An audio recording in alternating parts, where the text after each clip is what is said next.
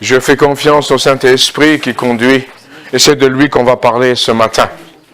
Vous savez, on peut chercher plein de choses. On cherche Dieu, c'est un fait. On cherche Jésus, alléluia. On est chrétien. On a eu Jésus dans notre cœur. On parle même en langue. On a eu le Saint-Esprit. Et quand on dit on a eu le Saint-Esprit, quand on dit Saint-Esprit, j'ai besoin de toi. Mais j'étais baptisé il y a longtemps. Donc ça veut dire, c'est bien, mais en fait c'est une erreur. Tu as toujours besoin du Saint-Esprit dans ta vie. Amen. Toujours. Et c'est lui que tu dois chercher. C'est lui et lui seul. Ah, cherche une église, cherche le Saint-Esprit, tu vas voir. Il t'emmène dans une bonne église. Dans une église, parce qu'il n'y a pas de mauvaise église. Ça, c'est nous qui sous-tendons. Hein. Voilà, ce sont des lapsus que l'on fait qui ne sont pas clairs. Et ce matin, si on analyse un peu la vie des disciples, lorsqu'ils étaient avec Jésus, vous savez, il y a tellement eu de disciples qui ont remué un peu aujourd'hui. Ben aujourd'hui, ils ont remué le monde. 12 personnes, enfin 11 ou 12 parce qu'il y a eu un remplacement. Mais lorsque les disciples étaient avec Jésus, ils étaient assez particuliers. Ils étaient avec le maître, mais ils ne savaient pas même pourquoi ils étaient avec lui en fait. Quand Jésus leur dit « Suis-moi, toi, suis-moi », ils ont suivi sans trop savoir où est-ce qu'ils allaient. Sans trop savoir. Et en fait, ils avaient compris que Jésus était plus le Messie, mais ils ont du mal un peu à le comprendre, oui et non. Hein, à part quand Pierre a dit « Tu es le Christ, le Fils du Dieu vivant ». Et puis Jésus, il a dit « Oui, c'est mon Père qui t'a révélé ». Alors, ils étaient dans une certaine position. Et après, dans Jean 14, lorsque Jésus dit, vous recevrez quelque chose de particulier. Vous allez avoir quelque chose d'extraordinaire. Et vous serez mes témoins. Même dans Actes, les apôtres, il était dans le premier chapitre. Et là, les disciples ne comprenaient pas. En fait, c'est souvent la phase du chrétien lorsqu'il rencontre Jésus. Ah, il reçoit Jésus, tout est beau, alléluia, il est pardonné des péchés, amen, il est sauvé, il est plein de joie, il pense qu'il n'y a plus de problème dans sa vie, il pense, hein. Il pense seulement. Après, il s'aperçoit qu'il est sur la terre. Et là, c'est plus la même chose. Alors, justement, après, il avance, il est touché par le Saint-Esprit, il va à une réunion de prière, il est touché, et à la louange, il est touché, toujours touché.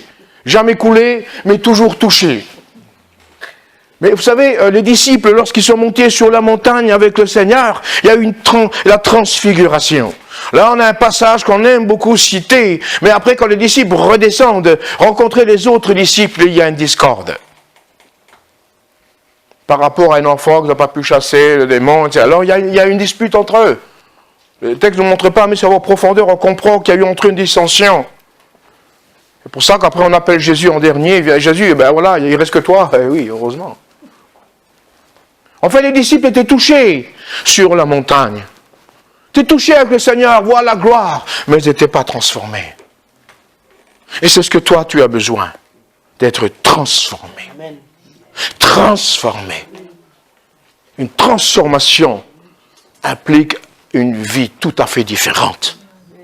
Il y a beaucoup de chrétiens, tu peux même guérir les malades. Tu peux prier et guérir les malades. Tu peux même chasser les démons et ne pas être transformé. Tu peux même utiliser les dons, travailler avec le don que le Seigneur t'a donné et ne pas être transformé.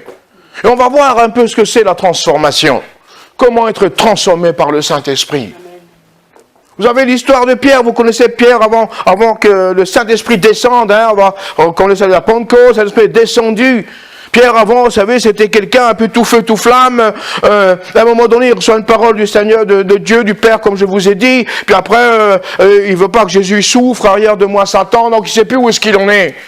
Mais ça, c'était Pierre. Et à un moment donné, quand le Saint-Esprit est descendu sur les apôtres, Pierre n'était plus le même homme. Et il n'a plus jamais été le même homme. Parce qu'il avait été transformé. Il y avait quelque chose qui a opéré en lui en profondeur. C'était pas un chrétien superficiel. C'était pas un chrétien d'étiquette. Mais c'était un chrétien de cœur. Rempli par la puissance de Dieu. Et c'est ce que Dieu veut de toi. Pierre ne connaissait pas les versets bibliques. Il n'y avait pas de Bible. Mais il connaissait Jésus et il avait une relation avec le Saint-Esprit. Il avait une rencontre. Et lorsque le Saint-Esprit a touché la vie de Pierre, on va lire ce qui s'est passé. Dans Actes 2, 14, 15. Qu'est-ce qui s'est passé? Alors Pierre se présenta avec les 11, éleva la voix, alors parla en ces termes: Hommes juifs, et vous tous qui séjournez à Jérusalem, sachez ceci et prêtez l'oreille à mes paroles. Ces gens ne sont pas ivres comme vous le supposez, car c'est la 3e heure du jour et vous lirez la suite à la maison. Pierre, encouragé, se lève pour prêcher avec puissance et autorité. C'est ça la différence du Saint-Esprit. Parce qu'il fallait être courageux de dire ça. Là, il risque sa peau. Hein.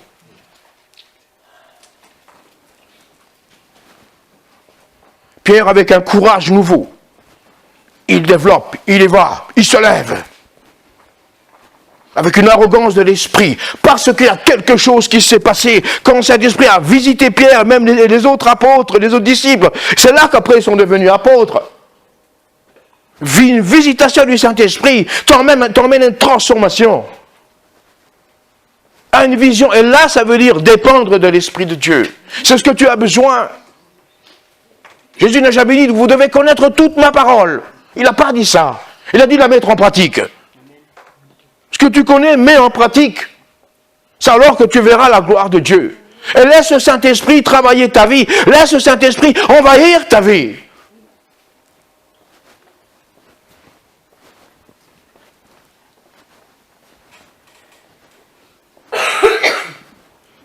Transformer t'emmène à un nouveau mode de vie, à une nouvelle vision. C'est là un chrétien transformé, il n'a pas besoin de se forcer pour aimer. Il n'a pas besoin. Parce qu'il se sent tellement aimé, rempli de cet amour, qu'il va le partager systématiquement, je dirais de manière naturelle, surnaturelle. Il n'a pas à se forcer à aimer. Oh, mon frère, oh, ma soeur, vous savez, ces belles accolades d'église que... Oh, mon frère, ma soeur. C'est ma femme, ça va. Ma soeur. Courage. Chante ça là. C'est quand on a le dos tourné. Casse les pieds. Comprends rien. Les bêtes. Mais c'est ce que des chrétiens font.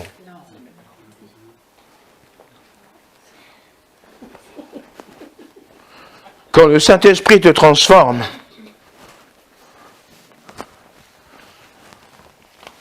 Seigneur, je te mets ma sœur entre tes mains.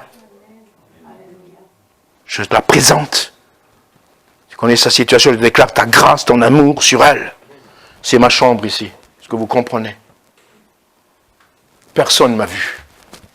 Et la Bible dit que ton Père dans le secret voit.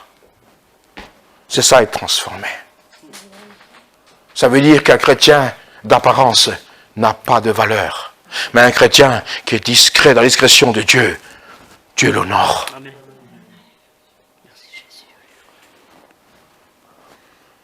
Un chrétien transformé, un Pierre transformé comme les autres, Jacques, Jean, bien sûr, ceux-là transformés, ils étaient tellement transformés qu'ils ont décidé de donner leur vie pour servir Christ. Et ils l'ont fait. Et jusqu'au bout. Jusqu'au bout.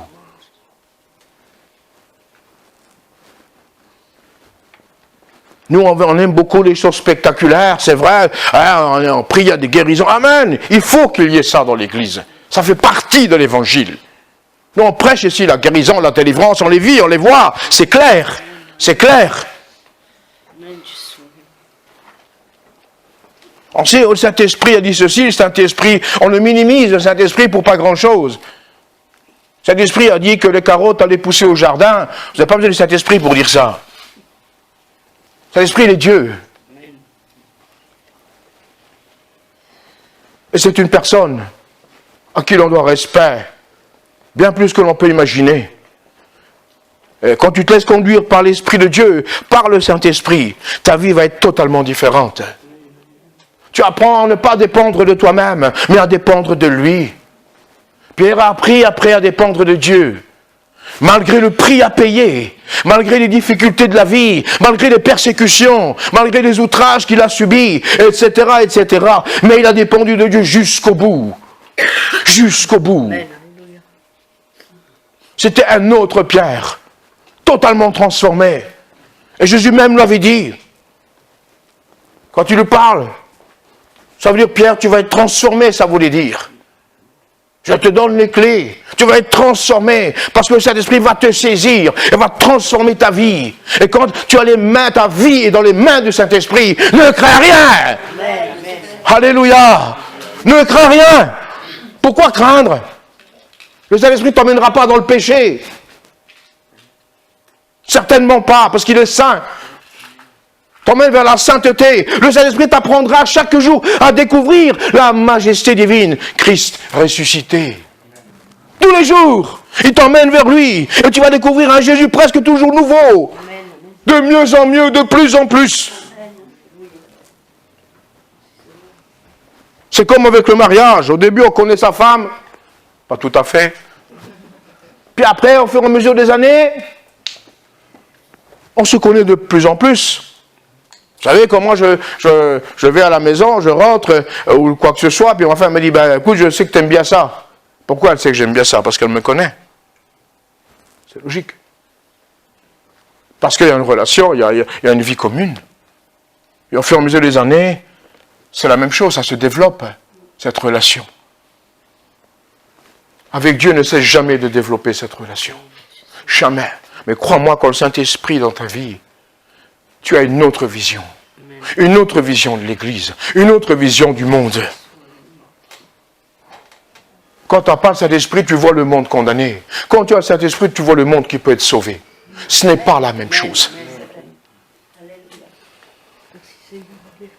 Jésus a dit, regardez les champs, ils sont blancs, parce que la moisson est là. Mais nous, on voit tout noir. Lui, il voit des champs blancs avec la moisson. Nous, on habite dans la campagne, et quand le blé pousse, le maïs, c'est magnifique, c'est très joli. C'est un champ de blé, mais c'est beau à voir, les étendues magnifiques. Une fois, je me rappelle, j'avais vu un paysan, je lui ai dit, t'as semé? Ouais, j'ai semé. Qui c'est qui va récolter? Un autre. Il fait, t'es fou, c'est moi qui récolte. Pas un autre. C'est moi qui ai semé, c'est moi qui récolte. Et quand toi, tu sèmes pour la gloire de Dieu, tu vas récolter. Amen. Parce que si tu es semeur, tu es aussi un moissonneur. La Bible dit que le semeur et le moissonneur se réjouissent ensemble.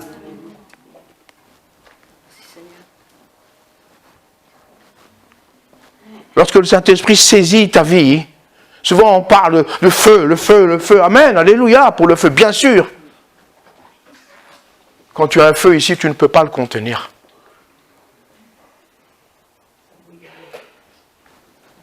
Parler, c'est une chose.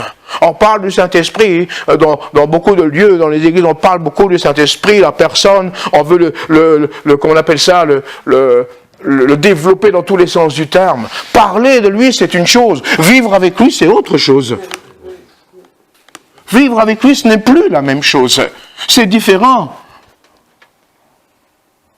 Comme je disais tout à l'heure, je n'ai pas à me forcer à aimer mon frère et ma sœur.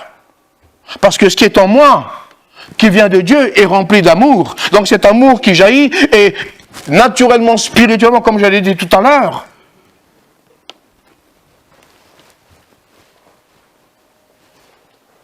Une église est forte quand une église, elle prie.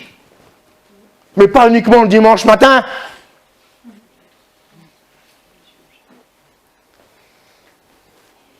Ah, cette semaine, j'étais tellement occupé, je n'ai pas eu le temps de prier. Waouh! Combien de temps t'es passé sur ton téléphone? J'aimerais bien savoir. Ah oui, mais c'est mon téléphone. Là, tu as le temps. Combien de temps t'es passé devant la télé? Ah là, oui. Là, il y avait une émission que je ne peux pas louper. The Voice. J'en sais rien d'autre. Je ne sais pas comment on appelle. Mais, priez. Priez, faut du temps. Tu sais ce qui te manque? Le Saint-Esprit. Tu peux parler de lui, comme on peut parler de Macron, mais je ne connais pas Macron. On peut parler de lui, mais sans le connaître. On peut parler du Saint-Esprit sans le connaître. Tu peux parler de Dieu sans le connaître. Tu peux avoir lu la Bible sans connaître Dieu.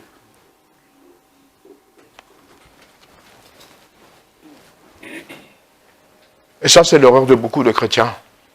Ça fait 30 ans que je fréquente l'église. Je suis un bon chrétien. Va au ciel et te dis, tu vas dire à Dieu, ça fait 30 ans que je vais à l'église. Il dit, ben, qu'est-ce que tu as fait pour moi? Ben, écoute, je t'ai occupé à tondre la pelouse. Il va dire, ouais, ben, au ciel, il n'y a pas de pelouse, garçon. Tout est déjà fait. Tu comprends ce que je dis? Oui. Jésus parle des préoccupations de la vie, les soucis du monde, nous envahissent notre vie, auquel ça éteint notre esprit, notre cœur, est complètement soumis, étouffé. Et comment le Saint-Esprit peut agir? C'est comme dans une église, si on lui laisse la place, il va se passer des choses. On lui laisse la place, il va se passer des choses glorieuses et majestueuses. Mais il faut lui laisser la place. Pour lui laisser la place, il faut comprendre que c'est le Saint-Esprit. Il faut savoir que c'est lui. Il faut avoir une relation et le connaître. Quand Dieu te parle, des fois on me dit, tu sais, je ne sais pas si c'est Dieu qui m'a parlé. Alors, si tu ne sais pas que c'est Dieu qui t'a parlé, tu n'es pas sûr. Quand Dieu te parle, tu sais que c'est lui, ou c'est toi-même, ou c'est le diable. Les trois voix qu'on peut entendre. Ah, je pense que Dieu m'a dit ceci. Dieu, il n'a jamais pensé, il a dit. Et quand il a dit, il a déclaré. Et ce qu'il a dit, ça s'est accompli. Et sa parole s'est révélée. Quand Dieu a dit, il a dit. Mais nous, c'est parce qu'on ne sait pas trop. Parce que pourquoi? C'est le manque de relation avec le Saint-Esprit. Avec lui. C'est le manque de relation personnelle dans la présence, dans ta chambre. Il n'y a pas une meilleure présence du Saint-Esprit dans ta chambre. C'est pour ça que c'est marqué, va dans ta chambre. C'est pas marqué, va dans la cave. Ben oui, va dans le poulailler. Ben tu peux y aller si tu aimes bien les cocottes. Vas-y. C'est marqué, va dans ta chambre.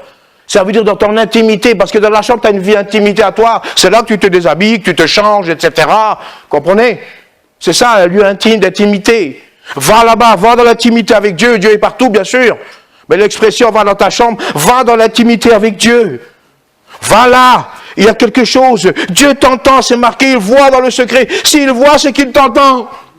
Et il n'est pas sourd.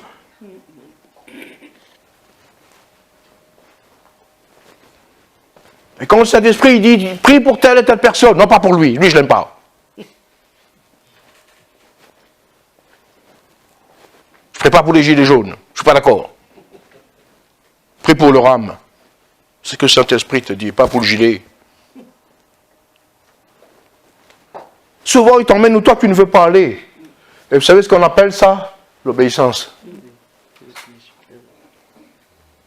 Là, les apôtres ont appris à obéir comme il fallait. Jésus n'était plus là, il était monté au ciel.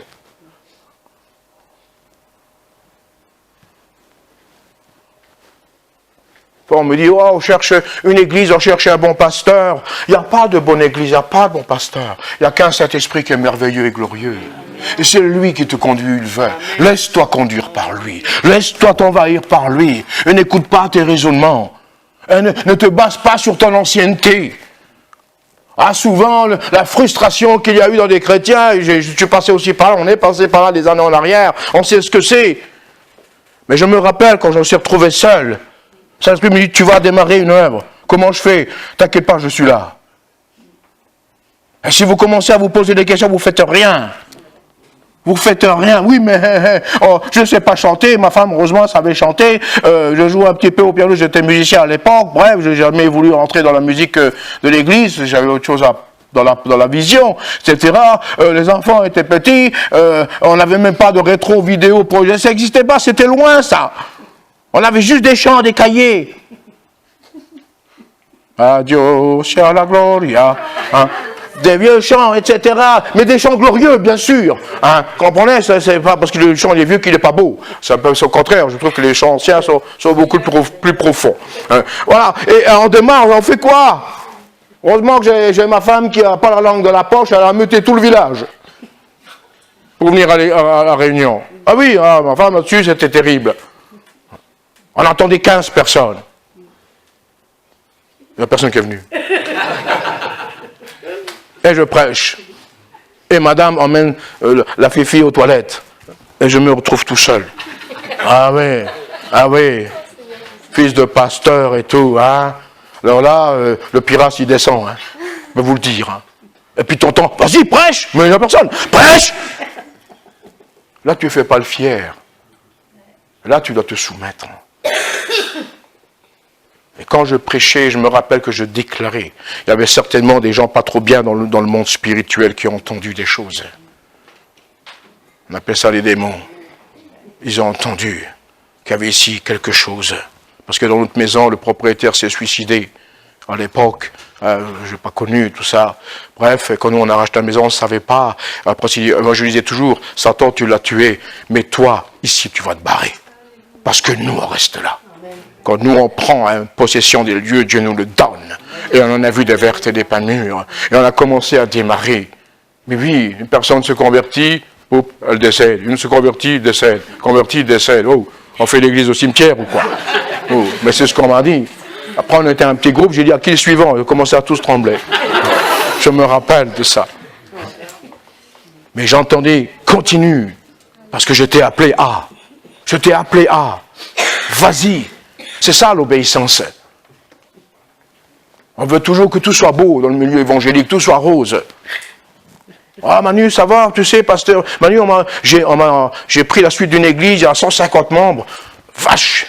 T'as de la chance, hein. Moi, j'ai rien pris du tout, moi. Après, je vois que le gars, il déprime. Bon, je comprends. Mais quand tu as un appel de Dieu, il n'y a personne qui t'arrête. Tu comprends ça? Quand Dieu t'a appelé, Dieu vous a appelé. Comme a dit François, je dis là ce matin, il n'y a pas de hasard. Parce que Dieu vous appelle. Dieu, il a besoin de toi comme il n'a pas besoin de toi. Si tu ne veux pas, il prend un autre. Ça veut dire ça. Mais Dieu, il a besoin de toi. Il a besoin des disciples, Jésus. Il a besoin d'être entouré des disciples. Il est obligé. Il ne peut pas faire tout seul. Et Dieu, il a besoin de toi pour que tu le serves. Dans son royaume. Je ne dis pas systématiquement ici, mais dans son royaume. Ah, on s'ennuie. Moi, j'ai connu les temps d'ennuiement dans l'église. J'ai connu ça. J'étais pressé de me barrer pour aller ailleurs, découvrir autre chose. Mais parce qu'il y a une soif de quelque chose. Oh, il y a le désir. Et je n'ai pas condamné ce que j'ai laissé, certainement pas. Grâce à Dieu, je suis passé par là et ça a servi. Il y avait une soif de quelque chose, parce que tu as soif de quelque chose. Tu veux découvrir autre chose de différent. Tu veux une vie chrétienne épanouie, où il y a l'action du Saint-Esprit. Amen, amen. Alléluia. Amen.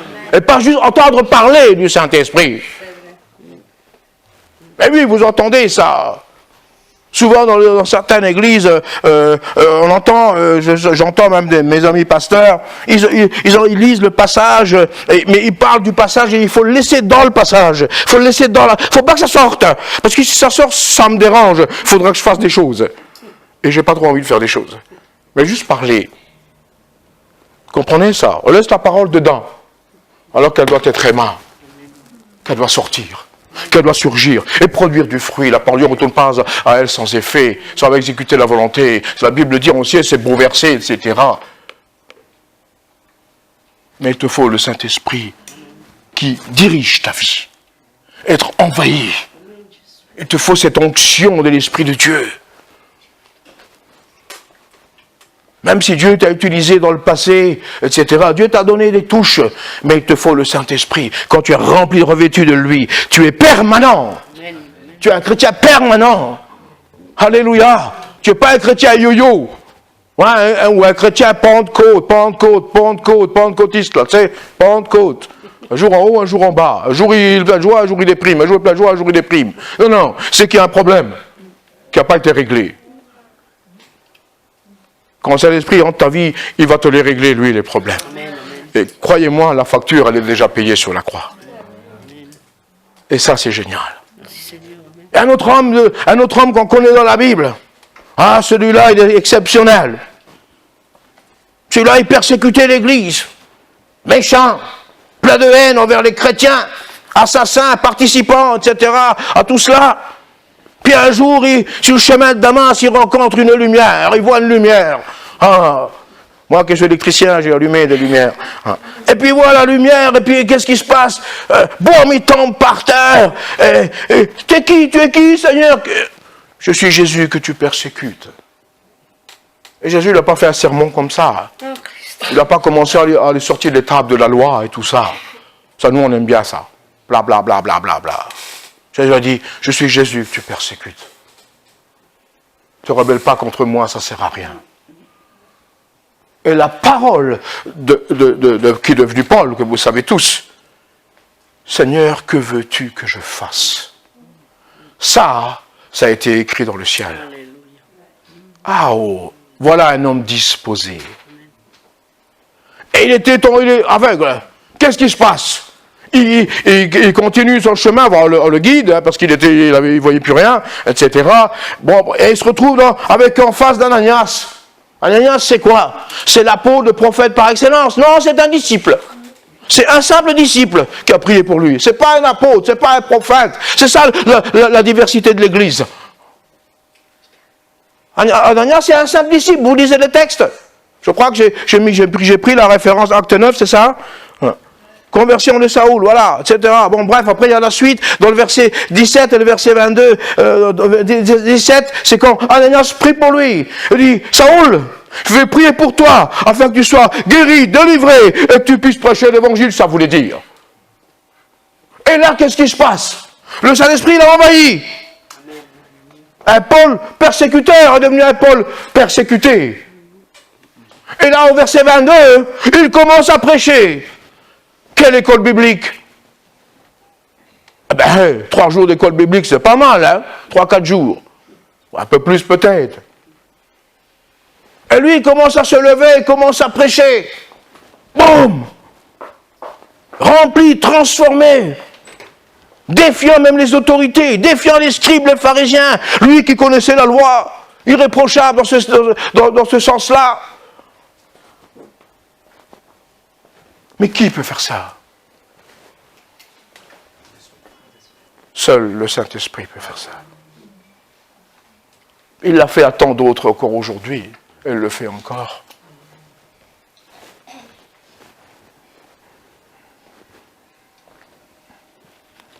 Là, j'aime pas parler de moi, de ma vie personnelle, j'aime pas trop. Mais j'ai connu ce moment-là. Un jour, quand je me préparais, j'habitais au Corps à Cons. Avant qu'on démarre l'église où on était à l'époque. Et bon,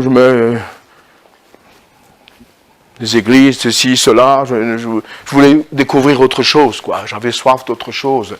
Je voulais voir, quand on lisait des choses extraordinaires, pourtant mon papa en a vu des choses. On ne peut pas dire que non, on a ce privilège de voir tant de choses, hein, etc. Mais à un moment donné, on voulait voir encore autre chose.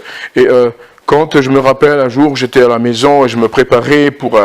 je devais prêcher dans une église avec tous les Italiens, plusieurs églises à Luxembourg, bon bref, peu importe.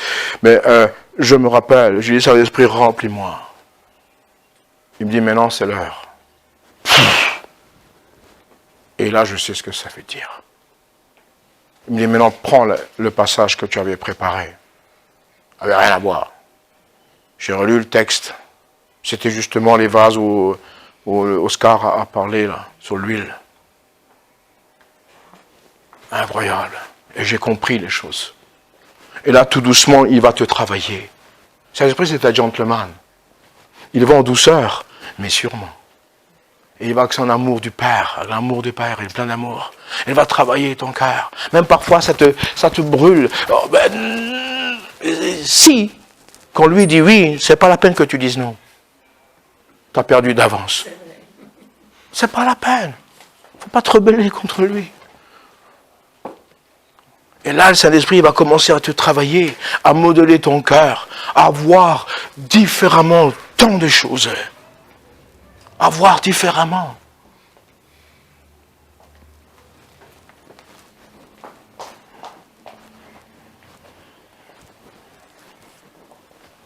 À aimer ton frère et ta sœur, à genoux, comme j'ai dit tout à l'heure, dans la prière. Ça, c'est terrible. C'est terriblement formidable.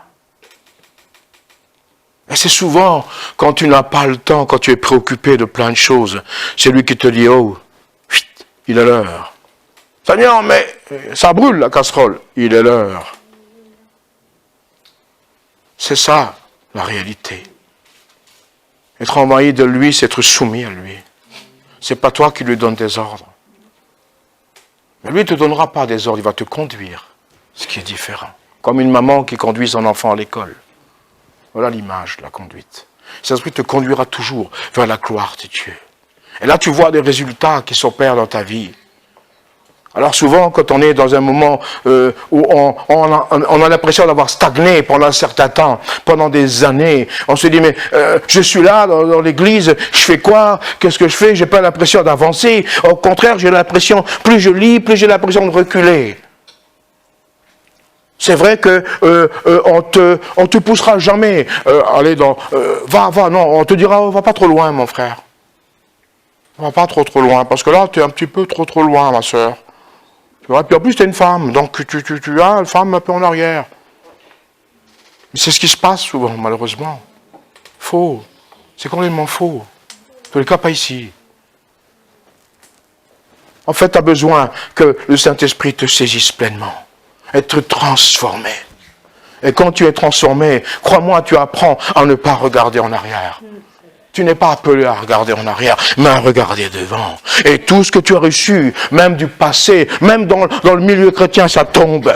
Ça tombe, parce que parfois il y a des chaînes mélangées dedans. Il y a un peu de mélange, il y a des cordes, il y a des ficelles. On ne sait plus où on en est, on a lié, délié, double nœud, triple nœud, on ne sait plus où on en est. Hein. On vaut mieux faire tout tomber, Seigneur. Renouvellement. Renouveler, Saint-Esprit, renouvelle ma vie. Comme tu as fait aux disciples qui ont pu servir le Seigneur. S'ils n'étaient pas envahis de la puissance du Saint-Esprit, ils n'auraient jamais servi jusqu'au bout. Ce n'était pas possible. Jamais supporté l'opprobre, les accusations, et jusqu'à payer de leur propre vie. Et ce Paul transformé, ce Paul qui transforme, il est prêt à subir tous les outrages du monde, tout ce qu'il a subi. Ah, comme je dis souvent, on veut le ministère de Paul, mais on ne veut pas ses souffrances. Trop facile. Trop facile. Et ça n'existe pas d'ailleurs, parce que Jésus a dit d'ailleurs, ceux qui voudront vivre pieusement en Christ seront persécutés. Et mon ami, plus tu t'accroches, mais la victoire elle est signée, la victoire elle est là. Mais le Saint-Esprit te donne cette capacité d'avancer. La transformation, tu n'es plus toi-même. Et déjà, la première des transformations, c'est toi. En toi. Ton mode de vie, ton mode de parler, ton mode de penser, tes paroles, le langage. L'expression autour de toi, l'expression intérieure, le monde de voir, tout ce qui est contraire à l'œuvre du Saint-Esprit est se bannit dans ta vie. La critique, tout ce qui s'ensuit comme ça, etc., ça dégage. Et plus tu t'accroches au Seigneur, et là tu ne cherches pas à être mieux que ton frère. Au contraire, tu le considères toujours mieux que toi. Et plus engagé que toi. Mais toi, tu t'engages. L'apôtre Paul le dit ça aussi dans un passage. Et c'est ça qui est extraordinaire. C'est ça, le travail du Saint-Esprit dans le cœur. Déjà, en toi, il va transformer ta vie. Déjà, en toi, il va commencer à te transformer. Même que tu as connu Jésus il y a 20 ans en arrière, ou 10, 15 ans, j'en sais rien. Ou même hier. Peu importe.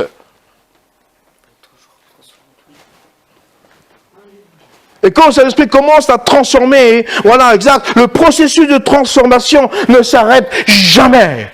Jamais. Le processus de transformation continue. Ah, des fois, j'ai entendu, tu sais, Manu, il y a 10 ans, le Saint-Esprit m'a transformé. Je fais jusqu'à 10 ans, est-ce qu'aujourd'hui, il n'a plus rien fait? J'ai dit non, c'est pas acceptable, c'est pas comme ça que ça fonctionne. Quand le Saint-Esprit pénètre ta vie, il va continuer tous les jours. Tous les jours. Et il va t'apprendre à aimer ce que tu n'aimais pas. Je ne parle pas de la nourriture.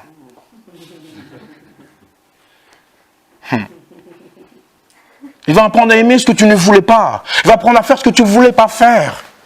Jamais je ferai ça. Mais lui, il te dit, ben, tu vas y aller. Seigneur, tu y vas, c'est moi qui te dis. Et après, tu t'aperçois que tu te réjouis. Tu as grandi encore dans la foi, grandi dans les choses, parce que tu obéis à qui? Au Saint-Esprit. Amen. Amen.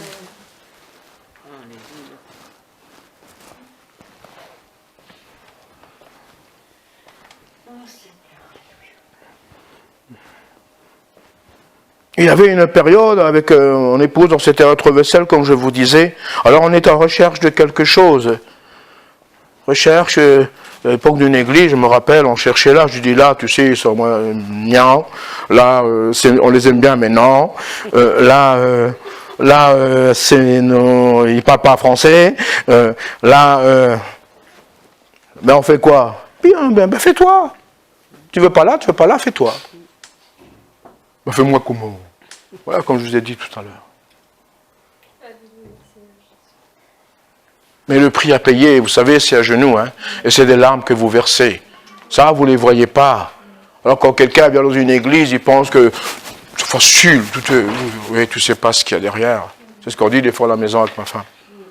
On se réjouit de voir ce qu'on voit aujourd'hui, ici. Amen, amen. Mais je n'ai pas envie de refaire toute cette route. Il y a un qui m'a suivi depuis longtemps, une famille, c'est François, qui sait depuis des années qu'on chemine ensemble et on sait par quoi on est payé. Autrefois, Paul me disait l'autre jour, quand on était à Paris, il me dit, aujourd'hui on voit le prix, on paye le prix de beaucoup de choses. On voit la récompense du prix qu'on a payé, à la prière, à genoux, etc. La conduite de l'esprit, des frustrations. Manu, mais ce petit pasteur de rien du tout. Rien du tout devant les hommes, mais grand devant Dieu, peut-être. Amen. C'est ça l'essentiel. Alléluia, amen. C'est ça l'essentiel. Mais voilà, c'est pas, je cours pas, vous savez, connaissez mon point de vue là-dessus. Moi, je vais toujours faire les choses conduites par l'Esprit de Dieu. Et j'ai souvent son approbation avant de faire quoi que ce soit. C'est là que Dieu te transforme. Mais laisse-toi t'envahir par lui. Laisse-toi te remplir par le Saint-Esprit, il n'y a pas mieux. Il n'y a pas mieux. Papa disait toujours qu'il était à l'université de Jésus-Christ et qu'il avait comme professeur le Saint-Esprit. Il disait que ça. Et moi, je n'ai pas eu la chance d'aller à l'école. À l'époque, c'était difficile. Mais dis-moi, j'ai appris comme ça. Et il n'avait pas tort. Et il n'a pas tort, parce que c'est vrai. Le meilleur enseignant, c'est lui. Je n'ai rien contre les écoles bibliques, bien évidemment. Il faut qu'il y en ait, c'est bien. C'est très bien. Alors, quand le Saint-Esprit travaille ta vie, le Saint-Esprit va te modeler davantage. Et plus il te modèle à toi, plus ton entourage va en ressentir. Vous savez ça? Quand vous mettez du bon parfum, plus vous en mettez du bon parfum, plus vous mettez du parfum, plus autour, ils sont bons, c'est du bon parfum. Parce que si vous mettez du parfum qui ne sort pas, vous dites qu'il n'est pas de qualité. Mais quand l'Esprit vous remplit qu'il lui est de qualité extrême, autour de vous, vous allez dire, waouh, il y a quelque chose. Donc vous êtes porteur de quelque chose. Vous êtes transmetteur. Transformé pour transformer. Porteur pour porter. Rempli pour remplir. C'est ça le rôle d'un chrétien. C'est pas le rôle d'entendre la parole. Oh, quel beau message. Super. Oh, touché. Ce qu'il a dit le pasteur. Tu as vu la blague? On retient que la blague du pasteur. Oui, la blague, on la retient, mais le reste, on oublie. Ah, t'es bonne ta blague, hein? J'ai parlé de quoi? Ça, je ne me rappelle plus. C'est vrai, ouais, c'est vrai.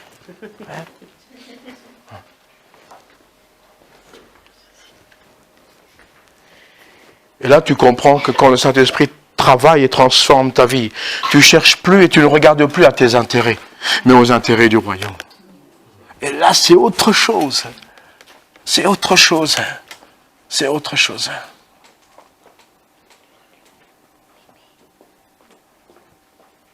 C'est là que tu discernes plus facilement les attaques de l'ennemi. C'est là que tu sais quand c'est lui qui vient, parce qu'il n'a pas de bon parfum, lui. Hein. Lui, il a un parfum ténébreux. Parfum qui sent, vous savez, c'est qui sent mauvais. Sans l'odeur du péché, la pourriture du monde. C'est ce qu'on appelle, la Bible déclare ça. Ouais. Et quand tu es envahi de l'Esprit de Dieu, tu sais, il y a quelque chose qui est en profondeur, qui travaille ta profondeur, tes entrailles. Et c'est pas le fait de sentir de l'émotionnel. Vous savez, il y a beaucoup même des chrétiens émotionnels qui sont émotionnels. Vous savez, qui sentent plein de choses, mais enfin, il n'y a rien n'avance dans la vie, quoi. Donc il y a un problème. L'émotion nous emmène dans la chute. L'émotion vous emmène vers le péché. Et beaucoup de chrétiens sont émotionnels, malheureusement. L'évangile n'est pas une émotion, mais une puissance. Et la puissance, elle transforme. Elle te transforme. Et c'est là qu'on a besoin. C'est là que j'ai besoin, que tu as besoin, que nous, Église SOS, avons besoin. Saint-Esprit, plus, prends la place, toute la place ici. Sur mon frère, sur ma soeur, sur les enfants. Prends la place. prend la place. Tu as des projets. Demande au Saint-Esprit. Saint-Esprit, j'ai ces projets. Je fais quoi? Qu'est-ce que tu en penses? Mais parle-lui. D'ailleurs, Paul dira que notre corps est le temple du Saint-Esprit. Saint-Esprit, il n'habite pas par terre. Il habite en nous. Mais oui. Saint-Esprit, il ne va pas bénir les vaches qui sont dans la prairie. Non, non. Il veut toucher des cœurs. Il est là pour chercher des cœurs. C'est son rôle. Et quand on l'appelle, quand on invoque son nom, ah, on m'appelle. Chut. C'est comme ça que ça se passe dans le monde spirituel. J'appelle Saint-Esprit, je remplis, j'ai besoin de toi. Ah tiens, quelqu'un m'appelle. C'est son rôle. Il est là. Remplis-moi de toi. Console ma vie. Ah, je console. C'est son rôle. Comprenez ça? J'ai l'impression que vous n'avez pas compris. J'ai l'impression que je suis en train de parler dans les plaques là. Mais c'est son rôle, les amis. C'est le rôle. Quand tu es malade, guéris-moi. Ah, on m'appelle. Amen, amen. Tu comprends? Qu'est-ce qu'il y a? T'as mal à la hanche. Ah, guéris-moi, Seigneur. Ah, je dois le guérir. Parce que lui, il veille sur sa parole pour exécuter ce que Dieu a déclaré. Amen. Ah, c'est mon rôle. Paf! Guéri. Tu sais pas comment ça se passe. C'est pas ton problème. C'est le sien. C'est le sien.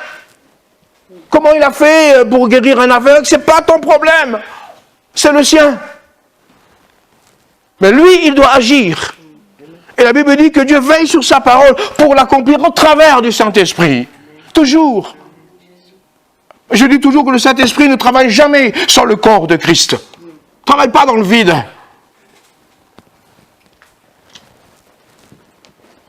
Et c'est ce que tu as besoin et c'est ce que nous avons besoin. Tu veux grandir, tu veux être utilisé pour le royaume, tu veux t'affermir. C'est lui que tu as besoin et rien d'autre.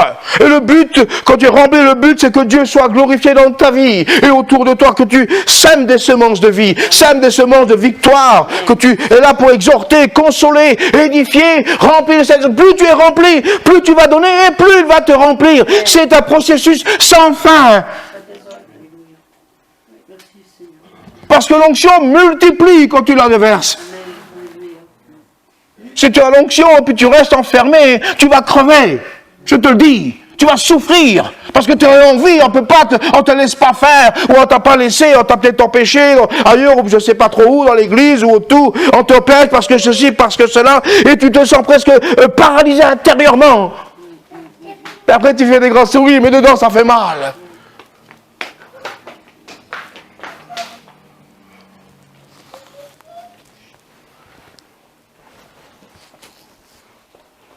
L'efficacité du Saint-Esprit dans ta vie, tu sais c'est quoi la plus grande des efficacités? C'est la soumission. Être soumis. Lui être soumis. Qui dit soumission dit obéissance systématiquement. Ça c'est, s'il n'y a pas ça, c'est là qu'il va se dire, ah non, tu ne te soumets pas, je ne peux pas agir. C'est comme ça.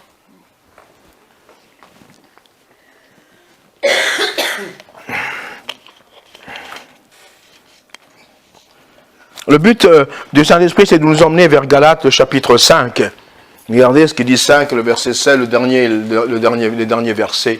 Je dis donc, marchez selon l'Esprit, et vous n'accomplirez pas les désirs de la chair, car la chair a des désirs contraires à ceux de l'Esprit, et l'Esprit en a des contraires à ceux de la chair, et sont opposés entre eux, afin que vous ne fassiez point ce que vous voudriez. Si vous êtes conduit par l'Esprit, vous n'êtes point sous la loi. Les œuvres de la chair sont manifestes, ce sont l'impudicité, regardez les œuvres de la chair. La dissolution, l'idolâtrie, la magie, l'inimitié, les querelles, tout ce qui s'ensuit, division, secte. Et après, on continue, je crois. L'envie, l'ivrognerie, les excès, il y en a toute une liste, le verset 21. Ceux-ci n'hériteront pas du royaume. Mais le fruit de l'Esprit, c'est l'amour, la joie, la paix, la passion, la douceur, la loi, bénignité, fidélité, etc. La loi n'est pas contre ces choses. Voyez, en fait, ce qui veut dire l'opposé total. Vous savez, il y a les chrétiens qui sont super spirituels. Dès que vous les piquez, ils explosent. Ils marchent encore. Les chrétiens, ils marchaient dans la chair. Hein. Et en fait, c'est ça. Aigris, dès que vous leur dites un truc, ils se braquent, ils ont peur, je ne sais pas si, puis ils commencent à réagir de manière bizarre. Puis après, ils se déclarent chrétiens. Ok, c'est bien. Chrétiens sans le Saint-Esprit. Sans la puissance de l'Esprit. Existe-t-il un chrétien sans la puissance de l'Esprit? Il y en a un. Mais...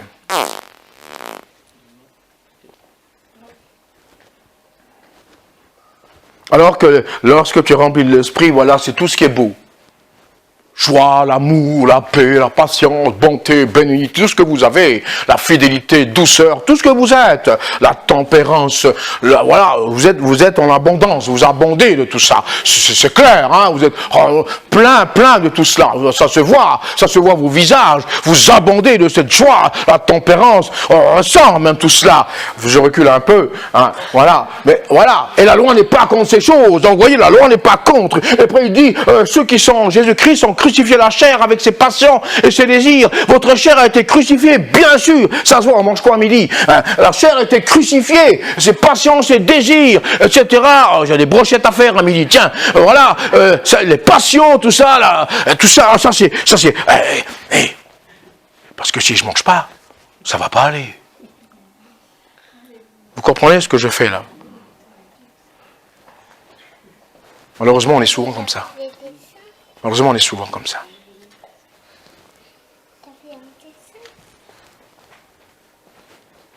Et en conclusion, je dis, c'est pas une conclusion, mais si nous vivons par l'Esprit, marchons aussi selon l'Esprit. Voilà la vie de l'Esprit, remplie par l'Esprit. Remplie par l'Esprit, tu ne fais que marcher par l'Esprit de Dieu. C'est là qu'on voit, le chrétien, c'est pas qu'on juge. Mais si on voit un chrétien qui a une attitude désagréable, il y a un problème. C'est pas qu'on juge, on réalise quand même. On se dit, mais tiens, il est chrétien, il peut prier, il peut prophétiser, il peut chanter, il peut être dans la louange, et puis être quelqu'un de très acerbe, très des paroles méchantes, etc. Bon, on en connaît plein, malheureusement. Mais c'est qu'il y a un problème. C'est que le Saint-Esprit, il n'est pas là. Il peut même parler du Saint-Esprit. En plus, il va toujours vous donner des conseils, ces gens-là. Ils vous donnent des conseils de tout. Ils savent tout, ils connaissent tout dans la Bible. C'est eux qui vous conseillent, mais ils vous conseillent ce qu'eux ne font pas. En fait, c'est ça. Ouais, et il y en a, malheureusement. Puis ils vont te dire à toi, va, attention, doucement. Ouais, mais tu sais, l'onction, oui, mais attention, va pas trop loin. Alors que là, c'est là que le Saint-Esprit nous emmène, dans cette marche. Nous éloigne de tout ce qui est par rapport à l'œuvre de la chair. Et on le dit toujours, et Jésus l'a dit, ce qui est chair est chair, est esprit, il n'y a aucune communion possible. Aucune union, aucune fusion possible entre la chair et l'esprit, ce n'est pas possible. Parce que la chair est ennemie et tout cela. Paul le développe ça dans ce texte. C'est pour ça que vous comprenez quelle est ta marche aujourd'hui. Je te pose 2-3 questions. Où en es-tu avec le Saint-Esprit dans ta vie aujourd'hui? Est-ce que tu te laisses envahir par lui? Est-ce que vraiment tu as reçu ce feu, ce baptême de l'esprit? C'est pas le fait de parler en langue, le baptême qui transforme ta vie, transforme ta manière de penser, de parler, de voir les choses. Où tu en es? C'est une question que je te pose à certaines personnes que je ne connais pas, peu importe, mais c'est la question qu'aujourd'hui tu entends. C'est pour toi, pas pour te juger, certainement pas. C'est pour te rendre à l'évidence, afin que tu te lèves. Où tu en es? Où tu en es avec l'Esprit de Dieu, le Saint-Esprit? Oh, j'aime parler de lui. Mais parler de lui, ça ne veut pas dire le connaître. Parler de lui, ça ne veut pas dire avoir une relation. Comme je vous ai dit tout à l'heure, je vous ai fait allusion au président Macron. Je le connais, Macron, mais à la télé. Mais je ne sais pas ce qu'il aime à la bouffe, ce qu'il n'aime pas, j'en sais rien. Je ne connais pas. Oui. Un chrétien ne doit pas juste connaître le Saint-Esprit dans la Bible, il doit le connaître dans sa vie. Amen. Dans sa vie. Amen. Alléluia, et c'est ce que tu as besoin. Amen.